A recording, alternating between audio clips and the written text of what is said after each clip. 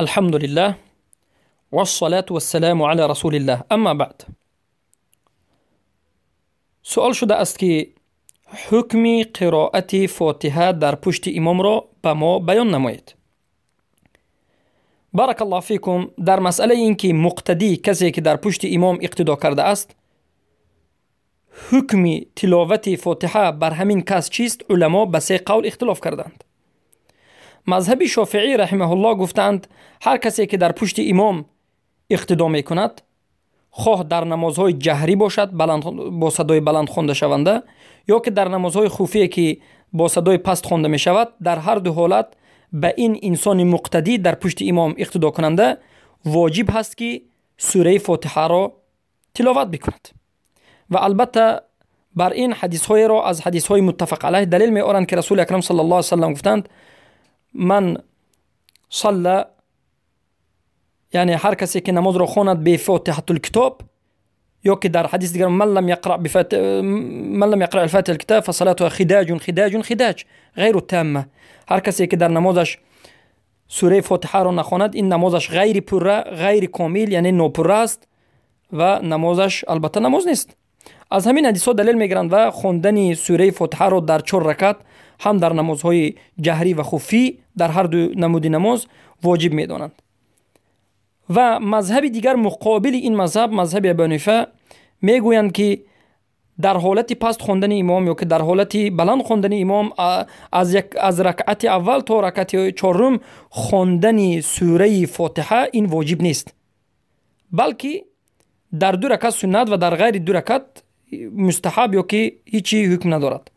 و این مذهب مذهب ابو حنیفه است که میگویند یعنی در نمازهای بلند هم، در نمازهای پست هم، در پشت امام یا که در غیر پشت امام خواندن سوره فاتحه را واجب نمیدانند، که البته این قولی از همه ضعیف ترین است.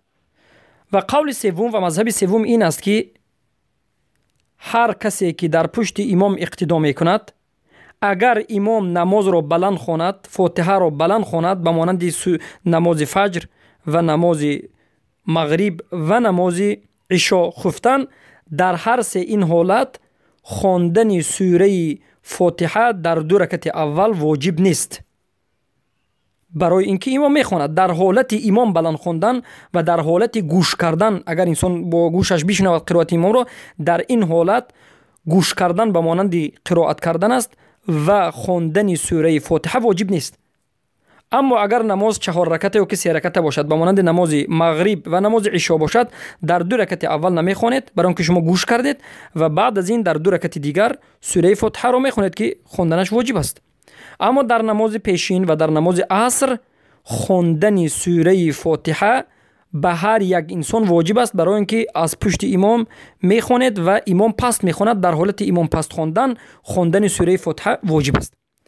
و انمین قول والله اعلم قول راجح است که شیخ الاسلام تیمیه هم به این موئل شدند، و این چنین از مذهب ابی حنیفه محمد ابن الحسن الشیبانی رحمه الله همین سخن را اختیار کردند، و از بسیار محققین همین سخن را اختیار کردند که امام در حالت بلند خواندن سوره فاتحه واجب نیست، اما امام در حالت پست خواندن سوره فاتحه واجب است. دلیل از کجاست؟ دلیل این است که اون دلیلی که مذهب شافعی رحمه الله برای واجب بودن قرائت سوره فاتحه آوردن، این را در حالت پست میگذاریم. یعنی نمازی که پست امام میخواند با صدای پست که مقتدی نمیفهمد، در این حالت که شما سوره فاتحه را نشنید، خواندن سوره فاتحه واجب است، به اون دلیلی که در حدیث متفق علیه آمده است که پیامبر صلی الله علیه و سلم میگن هر کسی که نماز را به فاتحه الکتاب میخواند نمازش باطل است، یعنی غیر تام است، ناپوره است.